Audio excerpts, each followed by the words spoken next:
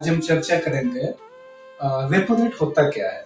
ठीक है, इस रेपो रेट को कोई भी लोग बताते हैं ना तो इतना डीप भाषा में बताते हैं कि अक्सर लोगों को समझ में नहीं आता है कि रेपो रेट दिमाग से उठता रहता है। नॉर्मल आदमी को बैंकर तो समझ लेते हैं, सीए समझ लेते हैं, लेकिन और सब लोग नहीं समझते हैं। हम आज इसको इतना सिंपल भाषा में समझाएंगे ना कि आप एकदम सिंपली समझ जाओगे और किसी को भी आप भी समझा पाओगे पूरी लाइफ के लिए।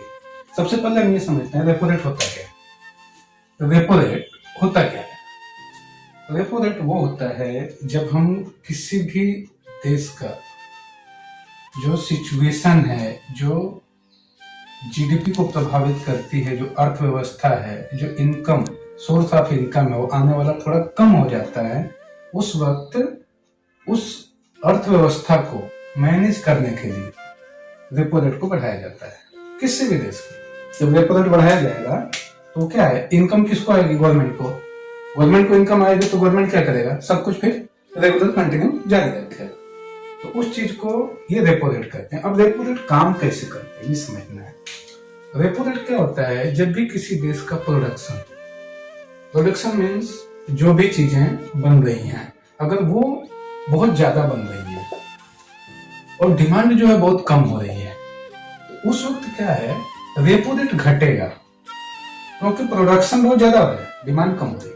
लेकिन जब प्रोडक्शन कम होगा और डिमांड ज्यादा होगी, उस वक्त क्या होगा? रेपो रेट बढ़ेगा। अब जैसे इसको समझते हैं, मान के चलो सब्जी है, सब्जी का मेन मार्केट कब लगता है? ठंडियों में। गर्मियों में सब्जी बहुत कम होती है धूप की वजह से, तो उस समय क्या होता है? प्रोडक्शन हमारा कम होता है। जब प्रोडक्शन हमारा कम होता है तो आप देखोगे कि सब्जी का रेट क्या होता है? 50 रुपए, 70 रुपए, 90 रुपए। लेकिन अभी आप नवंबर में खरीदने जाओ तो 10 रुपए, 15 रुपए, 5 रुपए ऐसा होता है। अभी प्याज के सीजन में आप देखते होंगे, जो किसान है वो प्याज के सीजन में 2 रुपए बेचता है। इसके चक्कर में कितने किसान सुसाइड भी करते हैं क्योंकि उनका जो लागत है ना वो भी नहीं निकल पाता बेचारों का। लेकिन ये जो धंधे सेठ हैं, जो व्यापारी हैं, ये क्या करते हैं? उनसे परचेज करते हैं और ये कंजप्शन कर लेते हैं अपने आप ही, अपने पास से। और ये पूरे मार्केट को कंट्रोल करते हैं। सिर्फ 5% लोग भारत के पूरे मार्केट को कंट्रोल करते हैं क्योंकि फिर छोड़ेंगे ही नहीं। और जो डिमांड है ना पब्लिक की, उसको उतना ही पहुंचाएंगे जितना उनको डिमांड है। तो ये क्या है, जिस समय मान के चलो फेब मंथ में आपका प्याज होता है, और फेब से लेके अप्रैल के बीच में या मई के ही बीच में ये लोग रोक के होल्ड करके रख लेंगे। होल्ड करके रखेंगे ना, ये तुरंत ये 15 रुपए पे चला जाएगा। ये 15 रुपए तक चला जाता है, मतलब सीधे 7 गुना ये प्रभावित करता है। सिर्फ 5% लोग पूरे सिचुएशन को बदल के रख देते हैं और पूरे रेपो रेट को बदल के रख देते हैं। अब ये रेपो रेट हम समझेंगे आज कि रेपो रेट बढ़ता क्यों है, ये तो हम समझ लिए।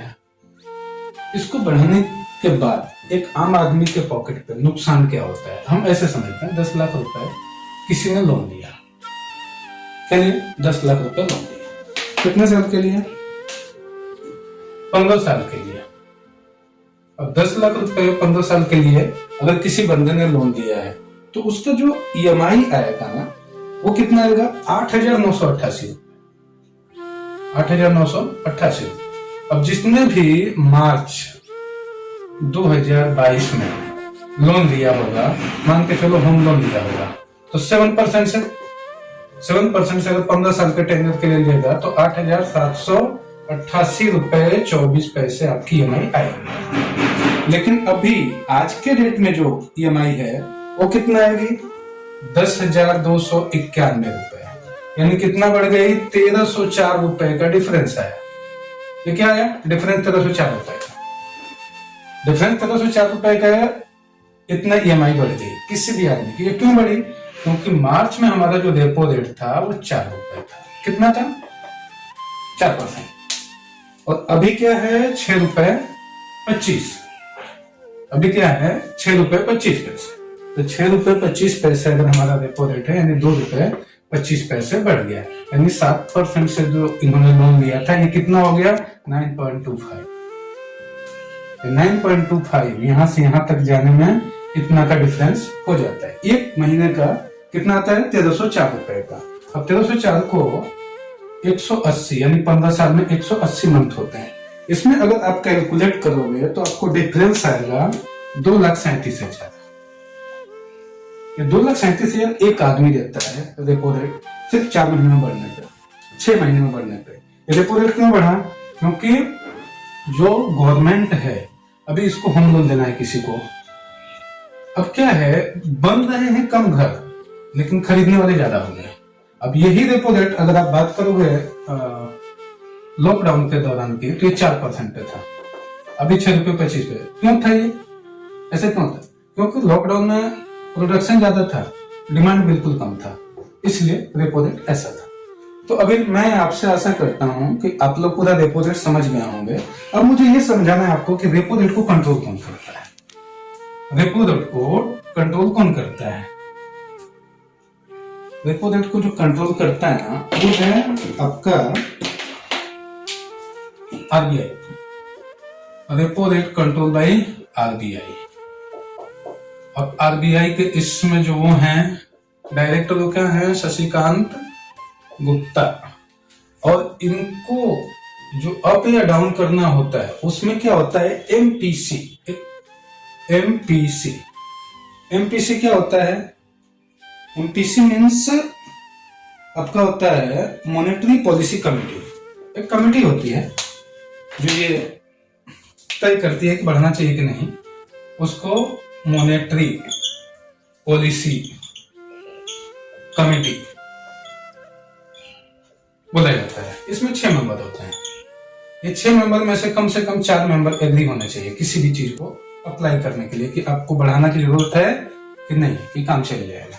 ये 6 मेंबर मिलके आपको वो करते हैं। अब इसमें एक पॉइंट आता है ना, बेसिस पॉइंट होता है। बेसिस पॉइंट किसे कहते हैं? जैसे मान के चलो किसी को बोलते हो कि 2 रुपए 75 पैसे, ये 75 पैसे जो है ना, इसी को हम बेसिस पॉइंट बोलते हैं। किसमें? अभी आज के डेट में क्या है? 6.25%, यानी जो 25 है ना, ये बेसिस पॉइंट है। ये क्या है? रेपो रेट का।